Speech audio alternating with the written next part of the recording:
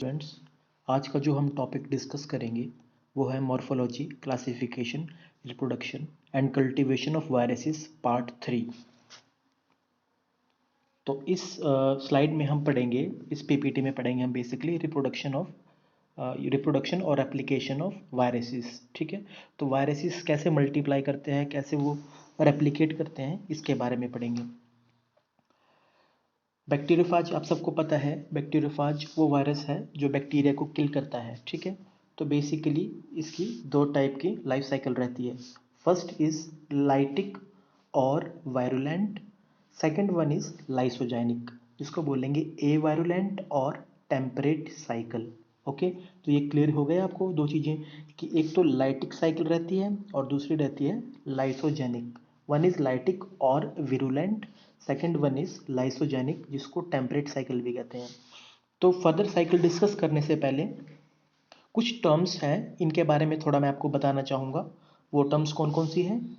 One is transformation, second one is transduction, third is conjugation and fourth one is transfection.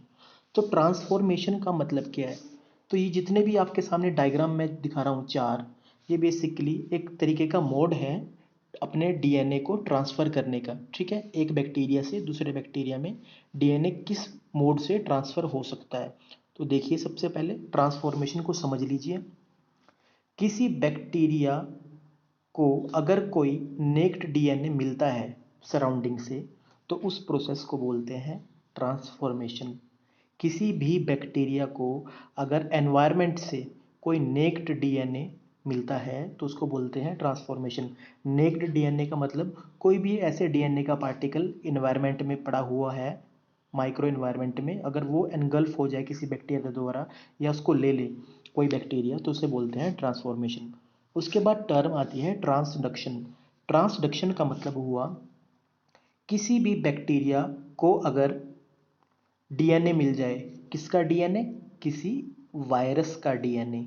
ठीक है, तो उसको क्या बोलेंगे? ट्रांसडक्शन। किसी भी बैक्टीरिया को अगर किसी वायरस का डीएनए मिल जाए तो उसको बोलेंगे हम ट्रांसडक्शन। उसके बाद कॉन्जुगेशन होता है।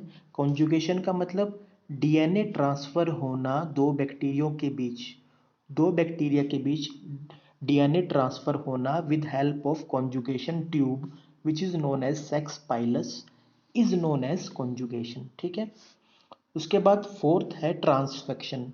आप ये स्पेशली यूकैरियोट्स में देखा जाता है कि मान लीजिए किसी सेल ऑर्गेनेली में हम इलेक्ट्रिक शॉक देके मेम्ब्रेन में, ठीक है, सेल में डीएनए को ट्रांसफ़र कर रहे हैं किसी सेल के अंदर। ठीक है, तो उसको बोलते हैं ट्रांसफेक्शन। तो ये अलग अलग मोड हैं, ट्रांसफॉर्मेशन, ट्रांसडक्शन, कंजुगेशन और ट्रांसफेक्शन। तो जो खासकर वायरसेस होते हैं वो फॉलो करते हैं ट्रांसडक्शन का प्रिंसिपल, क्योंकि आपको पता है वायरस कौन से होते हैं? बैक्टीरियोफाज, जो वायरस बैक्टीरिया को इन्फेक्ट करते हैं। Bacteriophage are those viruses which infect the bacteria by this mode. ठीक है, by the mode of transduction. तो कभी भी कंफ्यूज मत होना ट्रांसफॉर्मेशन, ट्रांसडक्शन, कंजुगेशन और ट्रांस इन्फेक्शन में। तो चलिए, अब सबसे पहले हम डिस्कस करेंगे what is lytic cycle. Lytic cycle और विरुलेंट साइकिल है क्या? तो डायग्रामेटिकली वे में समझते हैं। इसके 6 मेन स्टेप हैं। ओके, तो पहला स्टेप क्या रहता है? फर्स्ट देखिए, attachment. Okay, the phage attached to specific receptor on the cell wall of E coli. आप ये देखिए, फर्स्ट स्टेप में क्या हुआ? ये बैक्टीरियोफाज है, ये अपने स्पेसिफिक रिसेप्टर से, ठीक है, जो कि मेल खाएंगे सरफेस पर, जो बैक्टीरिया के सरफेस पर जो रिसेप्टर होंगे ना, और वायरस के पास जो टेल में रिसेप्टर होंगे उनसे मेल खाएंगे वो, तब जाकर वायरस अटैच हो जाएगा। उसके बाद क्या होगा? Penetration. Following the attachment, phage DNA is injected into bacterial cell leaving the phage coat outside. अब क्या होगा? पेनिट्रेशन होगा, ये वायरस क्या होगा? अंदर आ जाएगा। यहाँ पर देखिए इसमें, अब इसका जो वायरस का कोट है वो बाहर रह जाएगा और जो जेनेटिक मटेरियल है वो अंदर आ जाएगा। तो इस प्रोसेस को क्या बोलते हैं? ट्रांसडक्शन। ओके, अब थर्ड स्टेप में क्या हुआ? Biosynthesis. First DNA is transcribed producing phage mRNA which is translated into protein which is known as phage protein. अब ये क्या होगा, ये जो डीएनए होगा किसका, वायरस का, आरएनए या डीएनए कुछ भी होगा, ये क्या बनाएगा, अपना एमआरएनए बनाएगा जिसके कारण प्रोटीन्स बन जाएंगे, ठीक है, उसी के ही। और किसकी मशीनरी यूज करेगा ये इसमें, बैक्टीरिया की मशीनरी, ठीक है। उसके बाद आपका क्या स्टेप आता है, देखिए उसके बाद मल्टीप्लिकेशन होना शुरू हो गया, ठीक है। अलग अलग पार्टिकल्स होते हैं जो, इस तरह मान लीजिए कोई प्रोटीन कोट हो गए, फेज कोट हो गया, ठीक है। तो ये किस में आएगा, बायोसिंथेसिस के फोर्थ स्टेप में। फाज कोट, प्रोटीन्स वगैरह और जितने भी डीएनए के छोटे छोटे सब पार्ट्स हैं वो अपने आप से सिंथेसिस होना शुरू हो जाएंगे। और जो होस्ट डीएनए होगा, होस्ट डीएनए कौन सा है, बैक्टीरिया का अपना डीएनए, वो डिग्रेड होना शुरू हो जाएगा। बैक्टीरिया का अपना डीएनए डिग्रेड होना शुरू हो जाएगा और जो वायरस का है अपना डीएनए वो मल्टीप्लाई करना शुरू हो जाएगा with using the machinery of bacteria by viruses, ठीक है। और उसके बाद क्या होगा, फिफ्थ स्टेप आपका मैच्योरेशन होगा। इस स्टेप में क्या होगा, phage components are assembled into mature virus. तो फाज क्या है, फाज बेसिकली इससे बन के बना है ना बैक्टीरियोफाज। देखिए इसमें क्या क्या है, हेड है, ठीक है, टेल है, कॉलर है, ये सारे छोटे छोटे पार्ट्स क्या है, अलग अलग अब असेंबल होने लग जाएंगे इसके अंदर यहाँ पर, ठीक है। और ये एक कंप्लीट वायरियन में बदल जाएगा। वायरियन मैंने आपको बताया था ना, वायरस का वो कंप्लीट पार्टिकल जिसके पास सब कुछ है, कैप्सिड है, टेल है, हेड है, ठीक है। तो ये बनने लग जाएगा वायरन। उसके बाद क्या होगा, जब ये पूरा एक्सेस भर जाएगा उसके बाद ये सेल बर्स्ट कर जाएगा, फट जाएगा विद हेल्प ऑफ लाइसोजाइम्स जो कि वायरस के पास रहता है। तो उसके बाद देखिए यहाँ से वायरस पार्टिकल निकल गए, वो जो बैक्टीरियल सेल था वो मर गया बिल्कुल, और ये नए बैक्टीरिया को इन्फेक्ट करने के लिए तैयार है।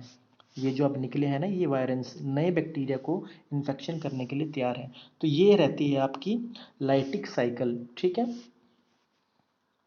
तो लाइटिक को हम और क्या नाम से जाना जाता है, विरुलेंट, क्योंकि अब ये दोबारा से तैयार है अपना वायरुलेंस शो करने के लिए किसी और बैक्टीरिया में, ओके।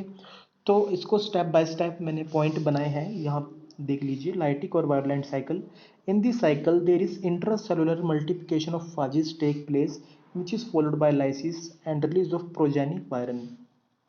तो इसमें क्या हुआ, एक तो इंट्रासेलुलर मल्टीप्लिकेशन हुई सेल के अंदर, ठीक है, फाज की, और क्या हुए, जो नए वायरस तैयार हो गए नेक्स्ट प्रोजेनी के लिए, नेक्स्ट जनरेशन के लिए, ठीक है। तो फर्स्ट स्टेप कौन सा आएगा, अटैचमेंट, ये मैंने आपको बता दिया था। Phage attaches to surface of susceptible bacterium, adsorption depend upon presence of complementary chemicals on receptor site of bacterial surface. अब अटैचमेंट कैसे होगी, मान लीजिए ये आपके पास वायरस है, ये इसकी टेल है, ठीक है। तो ये भी तो सरफेस पे चिपकेगी किसी बैक्टीरिया के, ठीक है। तो इसके रिसेप्टर्स, बैक्टीरियोफाज के जो टेल के रिसेप्टर्स हैं उसके वो अपने रिसेप्टर्स को मैच करेगा, किससे मैच करेगा, बैक्टीरिया के सरफेस से, ठीक है। तो इससे ये मैच करेगा तब जाके इनकी अटैचमेंट होगी।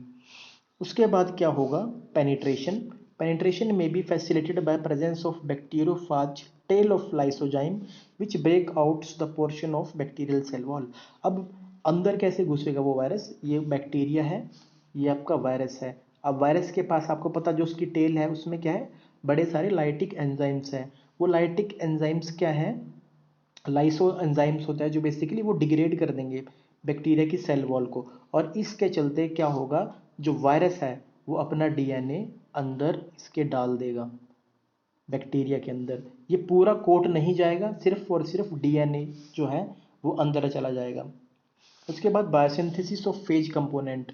अब क्या होगा, after infection and penetration of DNA, transcription of part of viral genome produces early mRNA molecules which produces early protein. अब क्या होगा, जैसे ही वायरस के अंदर, बैक्टीरिया के अंदर वायरस का डीएनए चला गया तो वो क्या है, वो अपना ही एमआरएनए बनाने लग जाएगा, क्योंकि एट लास्ट हमने करना क्या है, आरएनए से प्रोटीन ही बनाना है ना, ट्रांसलेशन ही करना है ना। तो क्या होगा, ये अपना एमआरएनए बनाएगा और वही एमआरएनए क्या बनाएगा, प्रोटीन्स। अब क्या है, जो वायरस का डीएनए है वो बेसिकली बैक्टीरिया की बॉडी को यूज कर रहा है ये कंपोनेंट्स बनाने के लिए, ठीक है। This serve to switch off host macromolecule synthesis degrade host DNA and start to make component of viral DNA, that is phage coat protein and other protein. अब इससे क्या होगा, इस प्रोसेस के दौरान जो ये वायरस है ये कुछ ऐसा इसमें करेगा बैक्टीरिया के अंदर बॉडी में कि ये जो बैक्टीरिया है, बैक्टीरियल डीएनए है, ये भी तो अपनी रेप्लिकेशन कर रहा है या फिर अपनी कुछ कंपोनेंट्स बना रहा है। तो ये वायरस ये सब काम करवाना बंद कर देगा बैक्टीरिया को। ये बैक्टीरिया को बोलेगा कि आप अपना रेप्लिकेशन या अपने लिए प्रोटीन सिंथेसिस नहीं करेंगे, अब आप मेरे लिए काम करेंगे, ठीक है। तो ये सेल्फ जो है अपना काम करना बंद कर देगा, बैक्टीरिया अपनी मल्टीप्लिकेशन काम बंद कर देगा, मॉलिक्यूल्स की सिंथेसिस करना बंद कर देगा, और वायरस की जो अलग अलग पार्ट्स हैं, मान लीजिए फाज कोट प्रोटीन है या उसके अदर प्रोटीन्स है, वो बनाने शुरू कर देगा। ओके, और इसी तरह बैक्टीरिया का अपना डीएनए, खुद का जो डीएनए होता है वो मर जाएगा, किल हो जाएगा, खत्म हो जाएगा। उसके बाद आता है maturation. The phage DNA head and tail proteins are synthesised separately in bacterial cell and thus known as maturation. तो मैच्योरेशन का क्या मतलब हुआ, इसी बैक्टीरिया के अंदर, अब आपको पता है कि वायरस किससे बन के मिला होता है, उसके पास कोट होता है, प्रोटीन कोट होता है, ठीक है, उसके पास टेल होती है, सब कुछ कंप्लीट जो पार्ट है, ये इसके असेंबल पार्ट बैक्टीरिया के अंदर ही एक एक करके बनने लग जाएंगे, शुरू हो जाएंगे, ठीक है, इसको बोलते हैं मैच्योरेशन। उसके बाद होता है release of progeny phage particle. Release of progeny-phage particles take place by sudden explosion of bacterial cell wall, where released bacteriophage infect other susceptible bacteria. Each cycle of phage requires 20 to 60 minutes and can produce 200 or more new phylogeny। ठीक है, ये phylogeny है, इसको आप correct कर लीजिएगा, मैंने progeny progeny ही है, ये सही है, ये ठीक है प्रोजेनी। तो अब इसमें जो क्या कह रहा है बच्चों, रिलीज ऑफ फाज प्रोजेनी। अब ये देखिए, release of progeny phage particle take place by sudden explosion. मैंने आपको बताया था जब आपकी पूरा वायरन सिंथेसिस हो जाएगा, वायरन होता है कंप्लीट वायरस पार्टिकल एक बैक्टीरिया के अंदर, जब उसकी पूरी सिंथेसिस हो गई उसके बाद जब इनकी पॉपुलेशन बढ़ जाएगी तो ये बर्स्ट कर जाएगा बैक्टीरिया, ठीक है, और बर्स्ट करने से क्या होगा, वो यहाँ से नए इन्फेक्शन को तैयार हो जाएगा, वो बैक्टीरिया जो होगा, ठीक है, जो वायरस पार्टिकल होगा वो नए इन्फेक्शन के लिए तैयार हो जाएगा कि वो ताकि एक नए बैक्टीरिया को अटैक कर सके, ठीक है। तो इसके लिए कितना टाइम लगता है, जो फाज साइकिल है, जो basically each cycle of phage require 20 to 60 minute, तो 20 से 60 मिनट के बीच में आप देखिए कितनी ज़्यादा पावरफुल इसकी रेप्लिकेशन होती है कि ये इतने में बर्स्ट भी कर देगा एक बैक्टीरियल सेल को, ठीक है, और 200 तक नई कॉपीज बन जाएंगी वायरस पार्टिकल की, ठीक है। The time period infection between bacterial cell, ठीक है, वो टाइम जब पहला इन्फेक्शन, सबसे पहला इन्फेक्शन हुआ था, and first release of infectious phage, और जब पहला बर्स्ट होके इन्फेक्शियस फाज निकला था, उस टाइम पीरियड को किस नाम से जाना जाता है, लेटेंट पीरियड। ओके, उसके बाद आता है बच्चों लाइसोजेनिक साइकिल या फिर टेम्परेट साइकिल के बारे में। तो लाइसोजेनिक में देख लीजिए कैसा होता है। सबसे पहला स्टेप है एडजॉर्प्शन, ठीक है, कोई भी वायरस है सरफेस पे आ गया, सरफेस पे आने के बाद क्या, उसने अपना डीएनए अंदर इंजेक्ट कर दिया, ठीक है।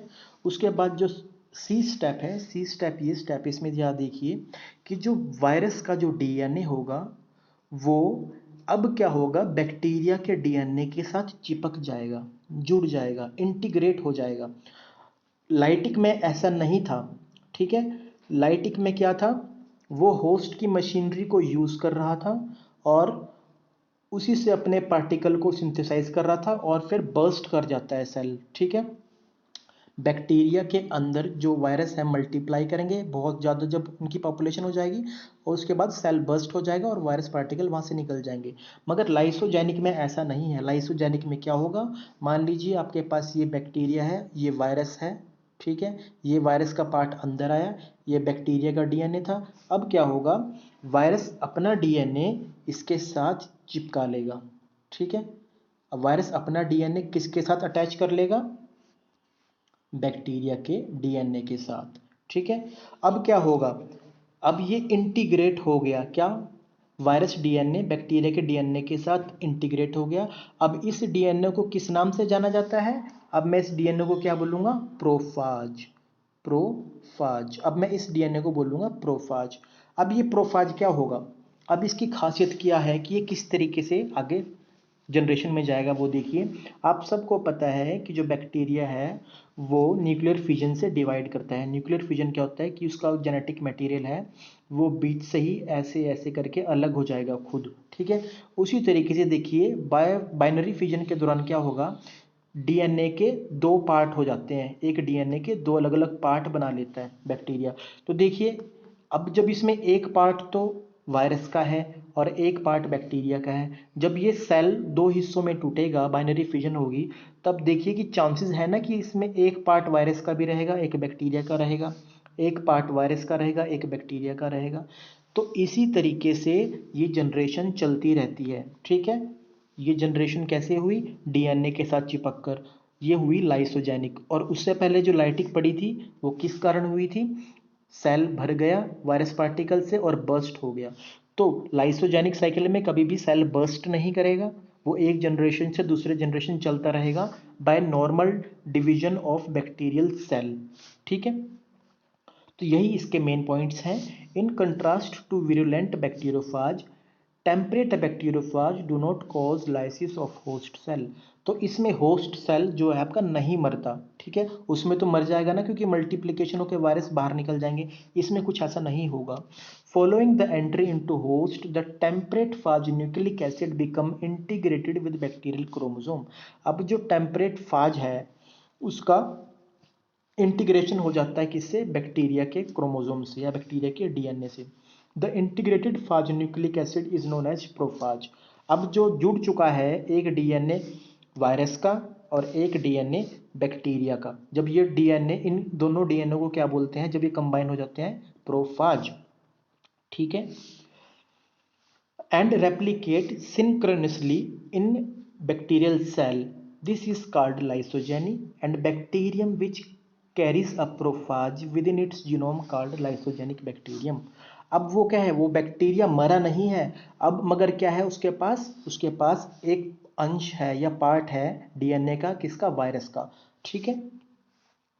A lysogenic bacterium is resistant to reinfection by same phage. अब क्या है बच्चों, जो लाइसोजेनिक बैक्टीरियम था ना, जिसके पास अपना बैक्टीरिया भी है और किसका बैक्टीरिया है, वायरस का, ये दोबारा से ना, अगर मान लीजिए एक वायरस है, ठीक है, इस वायरस के कारण ये डीएनए मिला इसी को, ठीक है, अगर ये वायरस दोबारा अटैक करेगा इस बैक्टीरिया पे तो ये अटैक नहीं कर पाएगा, ठीक है। क्यों नहीं कर पाएगा, क्योंकि इसके पास तो पहले से ही इसके पास डीएनए पड़ा हुआ है इसी सेम वायरस का, ठीक है। तो इसको ये अटैक नहीं कर पाता, तो इसको बोलते हैं हम super infectious immunity, super infection immunity.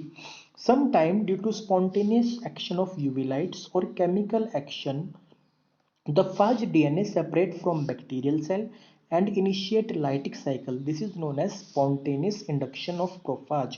अब कई बार क्या होता है, मान लीजिए ये आपका बैक्टीरिया था, इसके पास क्या है, अपना डीएनए भी था पड़ा हुआ और एक वायरस का डीएनए भी है जिसको हम बोलेंगे प्रोफाज। अब जॉइंटली टर्म यूज करेंगे प्रोफाज। अब है कई बार क्या है, आप यूवी ट्रीटमेंट अगर देंगे या फिर कोई केमिकल ट्रीटमेंट देंगे, तब उस ट्रीटमेंट के दौरान ये डीएनए और ये डीएनए अलग हो जाएंगे। जब ये बिल्कुल अलग हो गए तब क्या है, उस कंडीशन में लाइटिक साइकिल शो कर सकता है ये वायरस। अब ये दोबारा से क्या है, अपना प्रोटीन कोट बनाएगा, अपनी पॉपुलेशन को दोबारा बढ़ाएगा और इस सेल को रप्चर करके यहाँ से बाहर निकल जाएगा। तो ये होता है लाइसोजेनिक।